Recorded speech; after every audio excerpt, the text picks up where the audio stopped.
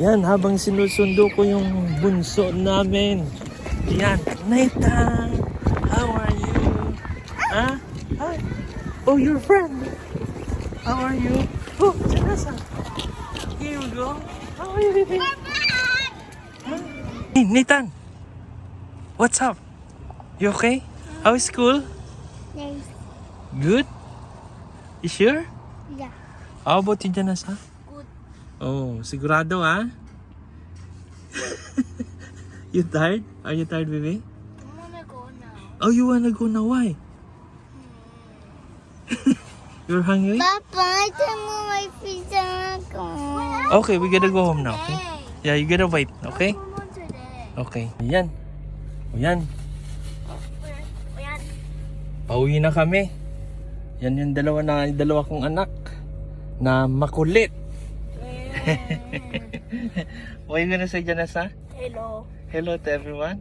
everybody. How's Nathan? You cold? No sleepy. Oh, no.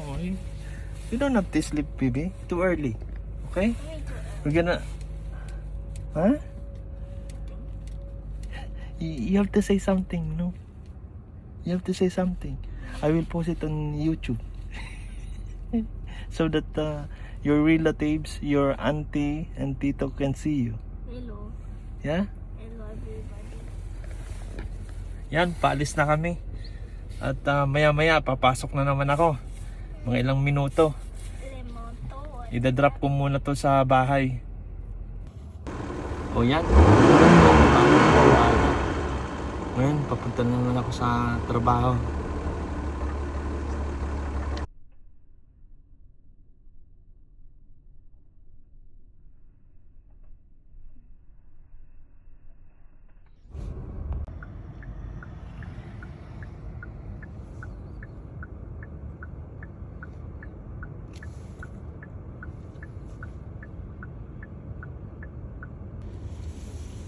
Hello sa mga tugang ta na nasa Bicol.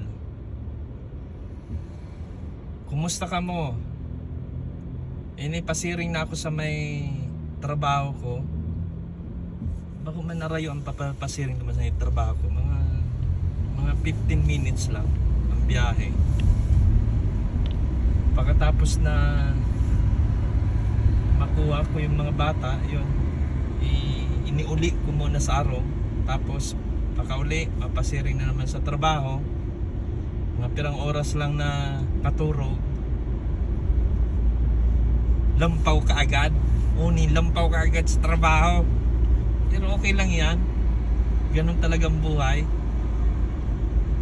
Kailangan mo ng tiyaga, di ba?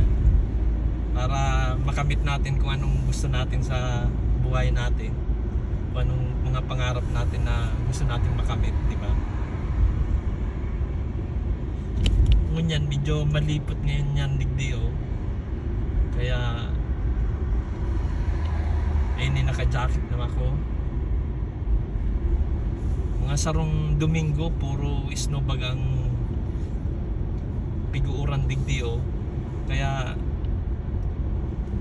bali palang uso mo niyan ang kunyan.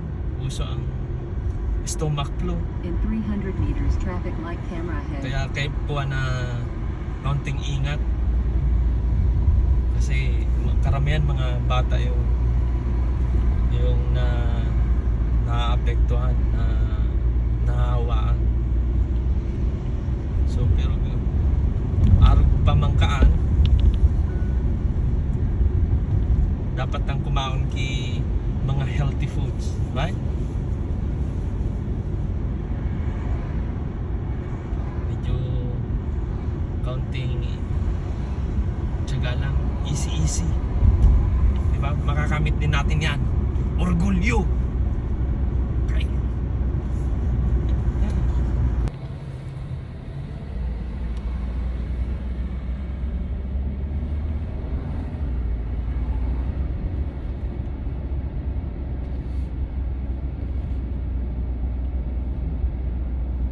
Mga 15 minutes lang biyahe mula naman sa Arong Meo, sa apartment. So medyo bako man nahurarayo. dito pa naman pag nagda-drive digdi ako kahit puhan kung ano so speed limit yun lang kasi dipisil na eh, dipisil nang na matiklo kita.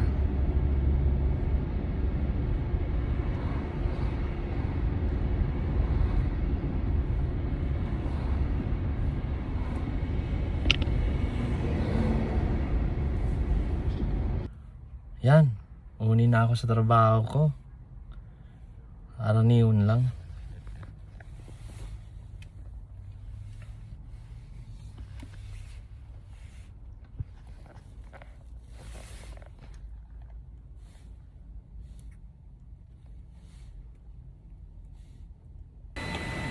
Yan guys, tapos na naman sa trabaho.